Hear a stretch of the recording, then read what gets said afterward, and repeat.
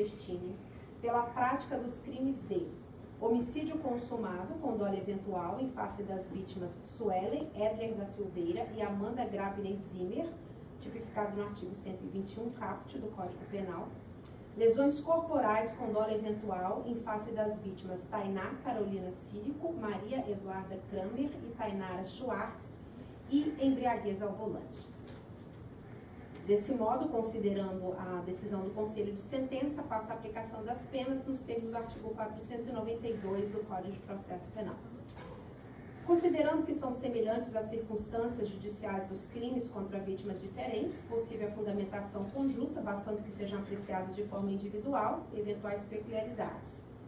Saliento também que, conforme a jurisprudência do Superior Tribunal de Justiça, esta magistrada, salvo excepcionalidade indicada, adota como regra o aumento no percentual de 1/6 para cada circunstância judicial desfavorável, exceto em casos de excepcionalidade que serão indicadas na sentença. Ainda, a incidência da circunstância atenuante não pode conduzir à redução da pena abaixo do mínimo legal, nos termos da súmula 231 do STJ, e também é vedada a utilização de inquéritos policiais e ações penais em curso para agravar a pena base, nos termos da súmula 444 do STJ. Quanto aos crimes de homicídio simples praticados contra as vítimas Suelen e Amanda, foram consideradas como circunstâncias judiciais desfavoráveis à culpabilidade e também às consequências do crime.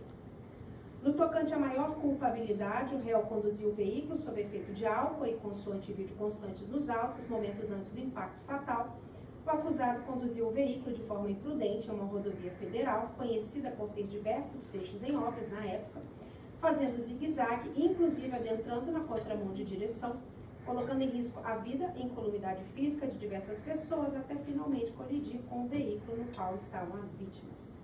Tais circunstâncias demonstram maior reprovabilidade da conduta, fundamento idôneo para a exasperação da pena. Quanto às consequências do crime, eu anoto aqui que, embora seja gravíssima a morte das vítimas, Suelen Edler da Silveira e Amanda Grabner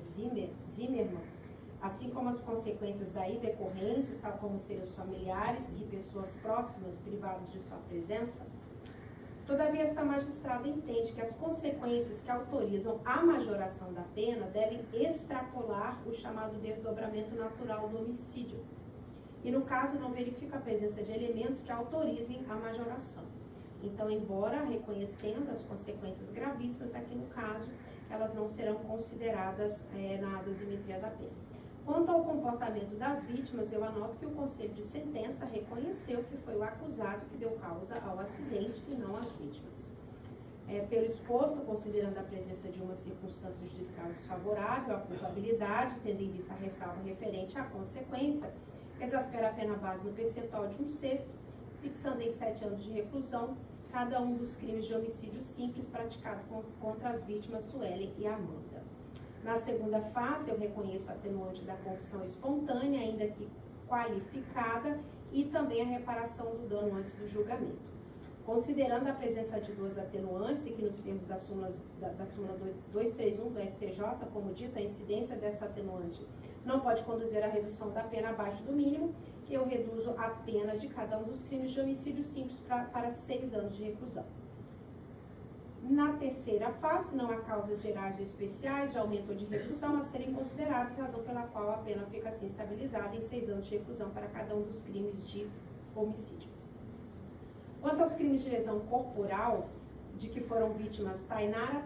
e Maria Eduarda, o Conselho de Sentença reconheceu que o acusado deu causa às lesões corporais sofridas pelas vítimas em dolo eventual, de modo que se trata de lesão corporal dolosa prevista no Código Penal e não a lesão corporal culposa prevista no Código de Trânsito Brasileiro. As lesões corporais sofridas pelas vítimas estão devidamente comprovadas pelos laudos periciais constantes nos autos. No tocante às vítimas Tainara e Tainá, trata-se de lesões corporais simples, pois não incidente quaisquer das hipóteses previstas nos parágrafos 1º e 2º do Código Penal.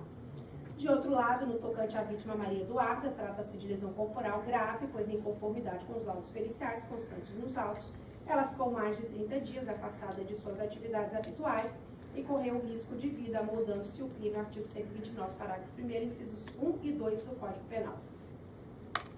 Com relação à vítima Maria Eduarda, o laudo pericial respondeu no quesito 3.1, que as lesões por ela sofridas ocasionaram incapacidade para as ocupações habituais por mais de 30 dias, e no quesito 3.2, que ela sofreu risco de vida decorrente de politraumatismo grave. Com base nessas premissas, passa então a dosar as penas referentes ao delito de lesão corporal. Na culpabilidade, com relação a todos os crimes de lesão corporal, tanto as lesões simples como a lesão grave, é exacerbada a culpabilidade. Isso porque, pelo mesmo fundamento já exposto, o réu conduziu o veículo sob efeito de álcool, ele estava momentos antes do impacto fatal, conduzindo o veículo de forma imprudente a uma rodovia federal, conhecida por ter diversos trechos em obra. Ele também fazia zigue-zague e chegou a adentrar na contramão de direção, colocando em risco a vida e a incolumidade física de diversas pessoas, até que finalmente colidiu com o veículo no qual estavam as vítimas, o que demonstra a maior reprovabilidade da conduta. Quanto às consequências do crime, elas foram gravosas, para além do desdobramento natural da conduta, com relação às 3 vítimas, sendo que com relação à vítima Maria Eduarda, as consequências foram ainda de maior monta. Com relação à vítima Tainara, embora ela tenha sofrido apenas lesões corporais leves, as consequências psicológicas foram severas. Em seu depoimento no plenário do júri, ela declarou em síntese que entrou em depressão após o crime, faz tratamento psicológico até a data de hoje, porque ainda tem altos e baixos, que se lembra das amigas todos os dias, ficou afastado do trabalho por cerca de 1 semana, mas decidiu voltar por conta própria para ocupar a mente, segundo relatado por ela. A referida vítima declarou que sofreu uma fratura e precisou tomar medicamentos por 15 dias. Além disso, no plano material, o veículo da vítima ficou completamente destruído. A vítima Tainá, da mesma forma, embora leves as lesões físicas sofridas, foram severas as consequências psicológicas. No depoimento em plenário, a vítima declarou que após o crime, a vida nunca mais foi a mesma, que ela não consegue sentir leveza, é como se algo estivesse errado, não consegue seguir em frente, que não conseguiu seguir com a faculdade, tem muita ansiedade, às vezes até para sair de casa, e que ficou, na época dos fatos, mais ou menos 20 dias afastada do trabalho. Com relação à vítima Maria Eduarda, ela sofreu consequências mais severas, tanto no plano físico quanto no plano psicológico. De acordo com o laudo pericial, ela sofreu solução de continuidade da pele com cerca de 5 centímetros na região frontal do rosto, fratura nasal exposta e hematura. A avaliação neurológica e ultrassonográfica demonstrou fratura, luxação pélvica com abertura posterior do anel pélvico e líquido livre intra-abdominal. Laparotomia exploradora demonstrou ruptura de bexiga que foi suturada e hematoma retroperitoneal à direita.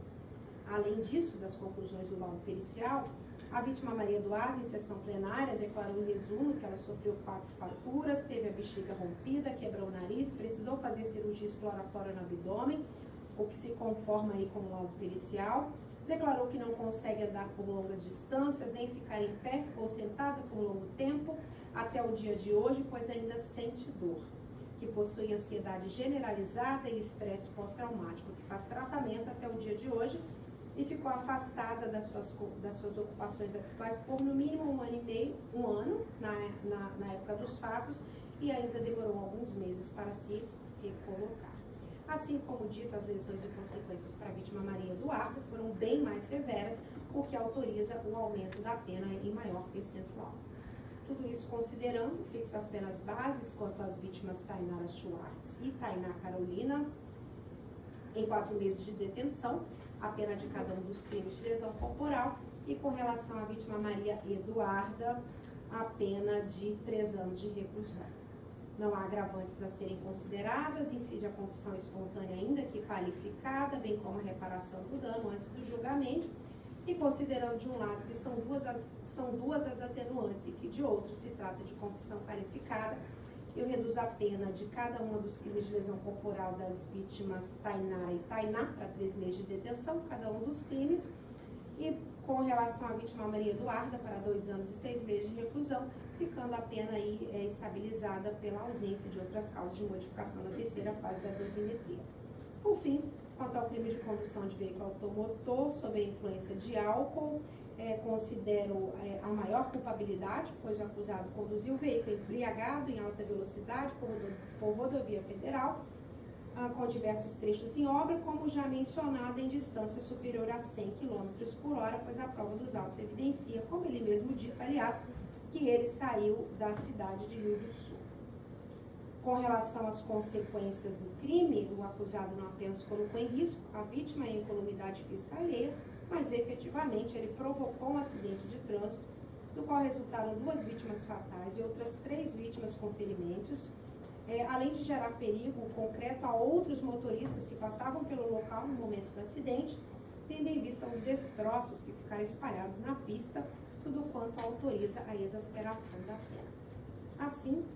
tudo isso considerado, eu exaspero a pena base em 1/3, fixando em 8 meses de detenção e em 3 anos a suspensão do direito de dirigir veículo automotor, justificando-se o maior prazo em razão da culpabilidade exacerbada e as gravíssimas consequências da conduta, que, como dito, resultou na morte de 2 vítimas em lesão corporal e outras 3. A segunda fase incide atenuante da confissão espontânea, aqui de forma plena, razão pela qual reduzo a pena em 1/6, fixando em 6 meses e 20 dias de detenção e 2 anos e 6 meses de suspensão do direito de dirigir veículo automotor. Na terceira fase não há causas gerais ou especiais de aumento ou de redução de pena, permanecendo a pena então no mesmo patamar. Ainda deve ser considerado, com relação aos crimes de homicídio de lesão corporal, concurso formal, porque embora tenham sido praticados 5 crimes, o acusado o fez mediante a prática de uma só conduta, o que se amolda ao artigo 70 do Código Penal, que estabelece que quando o agente, mediante uma só ação ou omissão, pratica 2 ou mais crimes, idênticos ou não, aplica-se-lhe a mais grave das penas cabíveis ou se iguais, somente uma delas, mais aumentada em qualquer caso, de 1/6 até metade.